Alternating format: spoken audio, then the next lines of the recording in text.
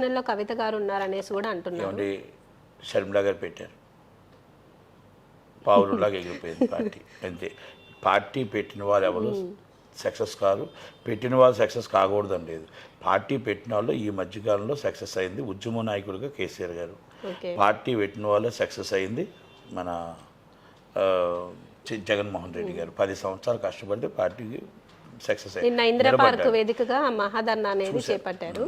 So అంటే ఇప్పుడు party నుంచి నేను ఏది బయటికి రాలేదు అని చెప్పడానికి ఈ ధర్నా చేపట్టిందని అనుకోవచ్చా మనం? ఏం లేదండి, అదంతా ఒక డ్రామా ప్లేయింగ్ అండి. రేపు ఇక్కడ మొత్తం కేసీఆర్ గారి మీద నోటీసులు ఉన్నాయి కదా, ఈ మొత్తం టోటల్గా కాళేశ్వరం ప్రాజెక్టుని తప్పుదో పట్టించడం కోసం ప్లేయింగ్ ఈజ్ డ్రామా అనుకోవచ్చు.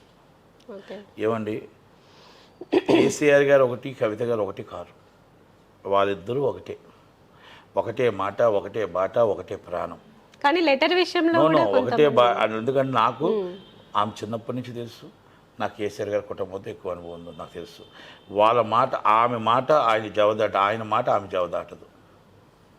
మీరిద్దరూ కూడా బయటకు ఇప్పుడున్న జనరేషన్ తెలియదేమో తప్ప వాళ్ళ జనరేషన్లో కేటీఆర్ గారికి అది కేసీఆర్ గారికి ఏమైనా డిఫరెన్సెస్ ఉండొచ్చు తప్ప వాళ్ళిద్దరికీ డిఫరెన్సెస్ ఉండవు. ప్రాణాది ప్రాణమైన కేసీఆర్ గారి బిడ్డ, ప్రాణాది ప్రాణమైన కవిత గారి తండ్రి కేసీఆర్ గారు.